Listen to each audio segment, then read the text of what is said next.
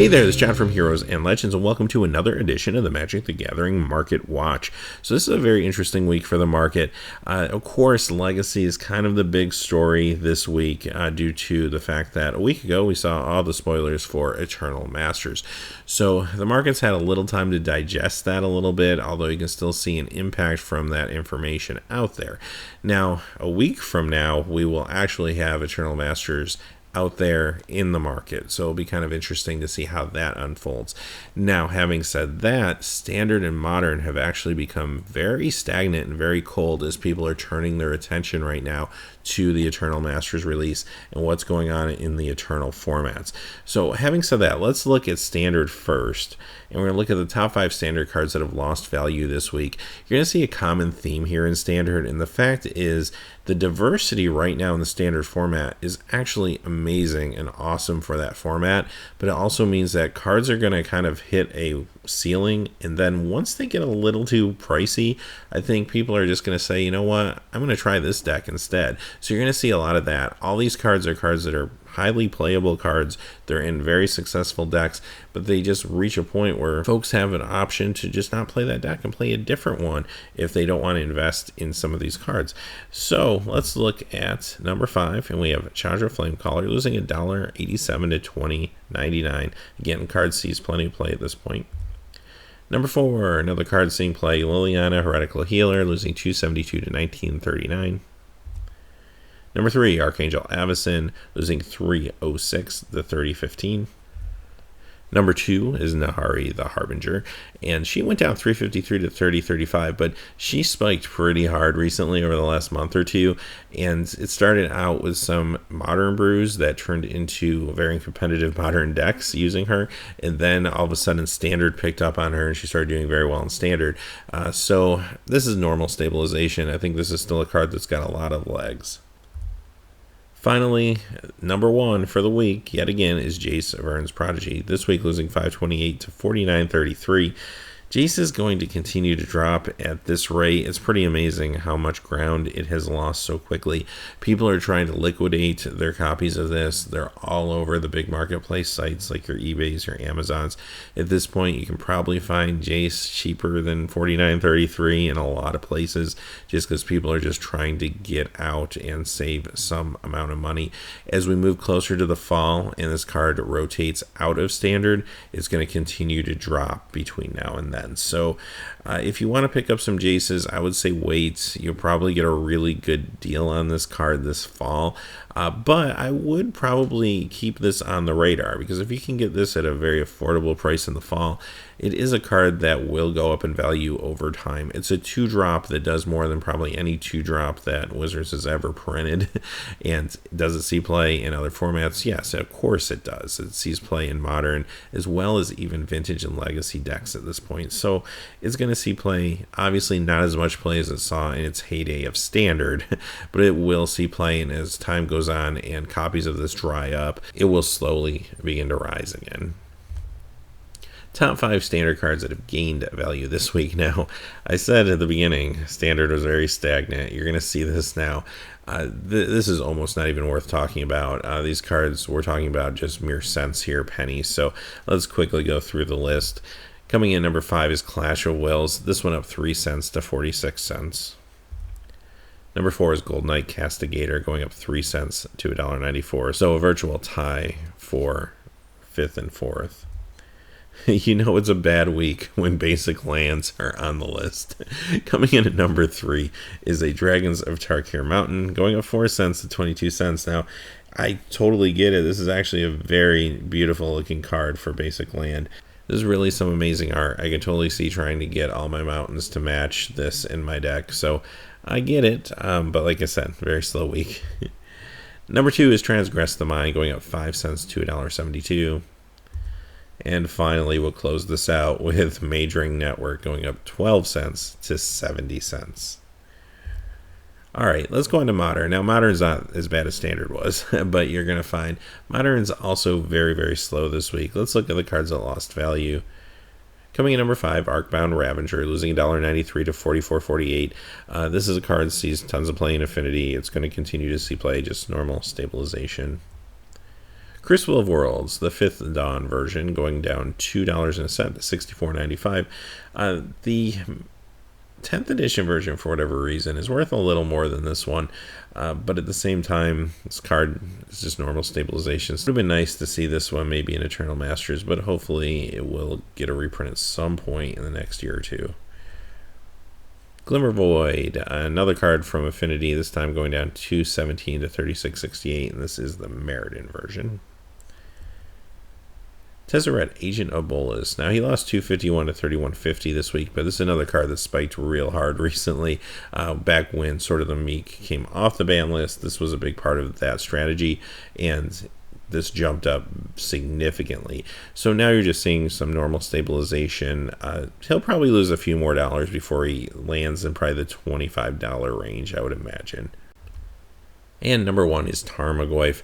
In particular, we're looking at the Modern Masters and Future Sight versions of the card this week. Modern Masters losing 206 to 147.21. Future Sight losing 508 to 181.88. Just normal stabilization for Tarmogoyf. You see these little downtrends every once in a while and then some uptrends. The Modern Masters 2015 version still the most affordable version of this card. So these prices are probably just getting more in line with the fact that some players can simply pick up the slightly cheaper version if they choose to. All right, let's look at the top 5 modern cards that have gained value this week. And again, you're going to see there's not too much going on here.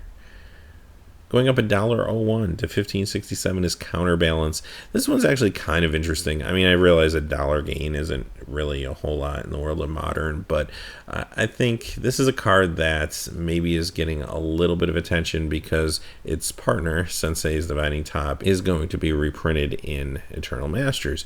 Now, having said that, this really isn't a Modern card. This is more of a Legacy card, but does see a lot of play in Legacy Miracles, which is a very popular and a deck that's been doing very well in the meta recently.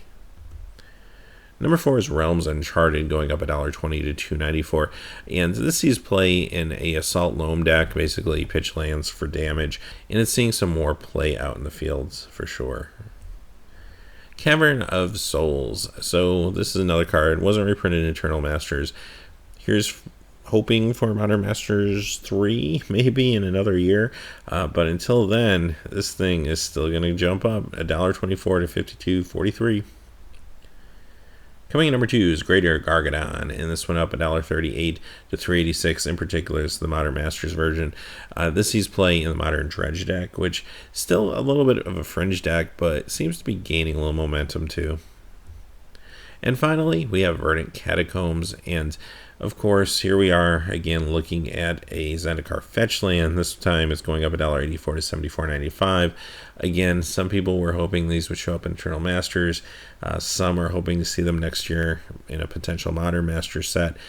However, honestly, I don't think we're going to see these for a while. And I don't know. I just feel like these are a great way to push a set, especially if you're going to a new realm that you're having a hard time marketing. Khans of Tarkir was a perfect example of that. Khans was a really awesome set, but I think Wizards was afraid they didn't really know how to convey what Khans was to players, so it kind of helped to throw the Onslaught fetchlands in there. I think they're going to save these for a similar situation in the future, and I don't think we're going to see it anytime soon, because at the same time, they don't want to necessarily toss fetchlands right back into Standard after we just lost the Onslaught ones. So I think it's going to be a number of years at this point before these things get reprinted. And I hate to say that because they're going to continue to go up in value. And when they do finally get reprinted, I mean, they're going to take a pretty big hit, much like if you look at the history of the Onslaught lands. But at that point, they'll be so high, they'll still retain at least a fair amount of value. So it's hard to say invest in these, but if you need them for Modern, they're really your only option, unfortunately. Now let's move on to Legacy. So last week when spoilers were freshly announced, there was a little more volatility to the market than we're going to see this week. A lot of cards like, for example, Rashad Import, which didn't quite make the list this week, did spike once people realized, wow, this isn't going to be in the set. A lot of people thought it would be. There are a handful of cards out there that I think almost felt like would certainly get in there and didn't.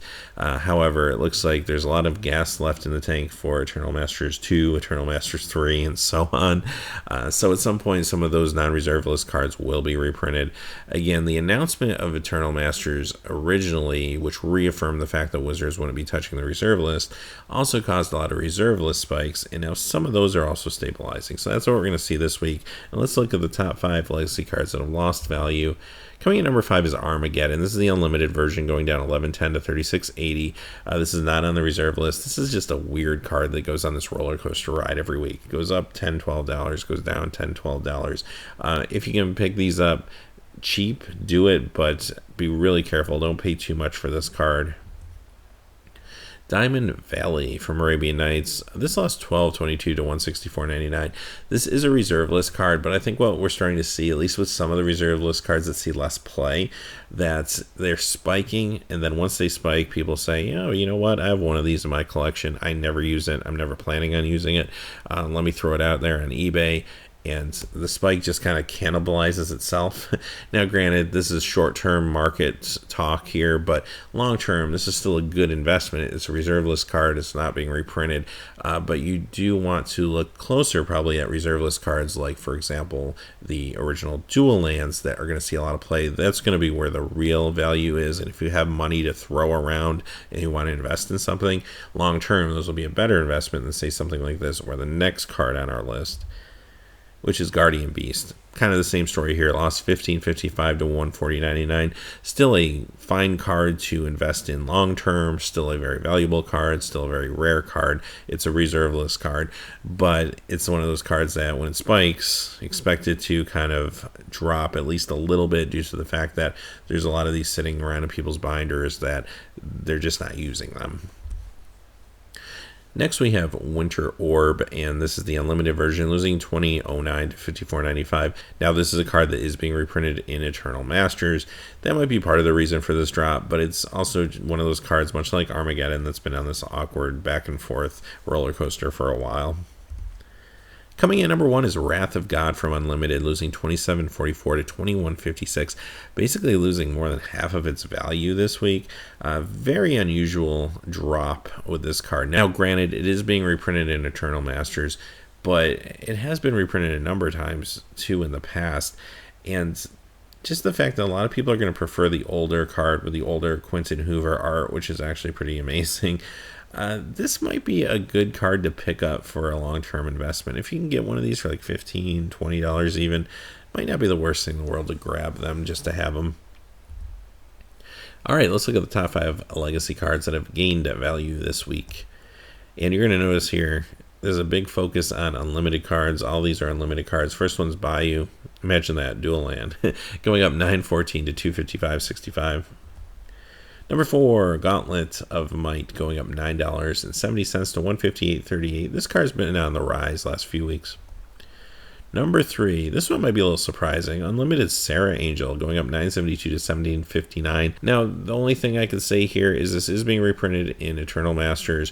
It may have just caught some people's attention because of that, and they decided, you know what, I want to get an older version with the older art, and perhaps that's why this is spiking a little bit. Instead of throwing the new version in my Commander deck or something, I want to throw the older version in. That's the only thing I can think of. You know, obviously, Sarah Angel is easy to come by. You can get new copies of this card for under $1. Number 2 is Sedge Troll. This is a reserve list card, going up $11.57 to $25 against the unlimited version. And this is another card that's seen a little bit of momentum the last few weeks. And finally, coming in number 1, imagine that, it's a dual land. It's an unlimited volcanic island, going up $33.77 to $4.75. So having said that, that's the market watch for this week.